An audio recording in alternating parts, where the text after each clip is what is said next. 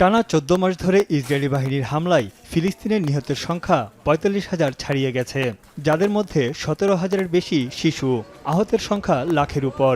এখনও নিখোঁজ ১১,০০০ মানুষ, বাস্তুচ্যুত কয়েক লাখ। ইসরায়েলি হামলায় বাদ যায়নি গাজা উপত্যকার মসজিদ, স্কুল, হাসপাতাল, আবাসিক ভবন, এমনকি শরণার্থী শিবিরও। নিজের ঘরবাড়ি ছেড়ে বাসিন্দাদের ঠাঁই হয়েছে বিভিন্ন স্কুল ও শরণার্থী শিবিরে। সেখানেও তাদের জীবনের নিরাপত্তা নেই। ইসরায়েলি হামলায় প্রতিদিনই জীবন দিতে হচ্ছে বেসামরিক ফিলিস্তিনিদের। ولمعة الصاروخ اللي صارت في وجهنا بعدها ما عناش عيش غير الحجار كلياتها فوق رؤوسنا وانا قعدت اشيل في الحجار عن خواتي وعن امي اني احس مين فيهم صاحي ومين فيهم مش صاحي. الوكاله بدعو الوكاله امان وكل شيء ومش حيستهدفوها، انتم بس اقعدوا في الوكاله عشان ما يستهدفوكوش، وين ما تروح في قصف فيش امان. এর মধ্যেই সোমবার ইয়েমেনের হুতি বিদ্রোহীদের নিক্ষেপ করা একটি ক্ষেপণাস্ত্র ভূপাতিত করার দাবি করেছে ইসরায়েলের সামরিক বাহিনী। এ সময় রাজধানী তেল আবিব জুড়ে বেজে ওঠে সাইরেন।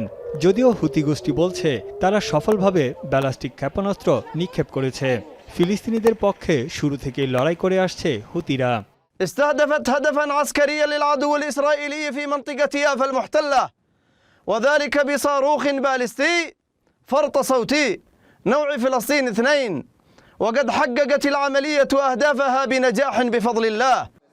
এই যখন অবস্থা, তখন আগামী ২০ জানুয়ারি শপথ গ্রহণের আগেই গাজা যুদ্ধের অবসান চেয়েছেন নবনির্বাচিত মার্কিন প্রেসিডেন্ট ডোনাল্ড ট্রাম্প। এই সময়ের মধ্যে জিম্মিদের মুক্তি না দিলে হামাসের বিরুদ্ধে কঠোর ব্যবস্থা নেওয়ার হুঁশিয়ারি দিয়েছেন তিনি। On Bibi, we had a very good talk. We discussed what is going to happen, and I'll be very available on January 20th, and we'll see. As you know, I gave warning.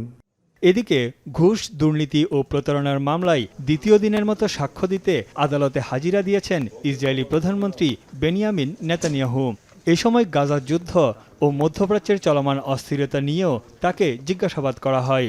প্রথম Israeli প্রধানমন্ত্রী হিসেবে বিচারের মুখোমুখি হলেন Netanyahu. Tanvir Johnny, এখন বিশ্ব।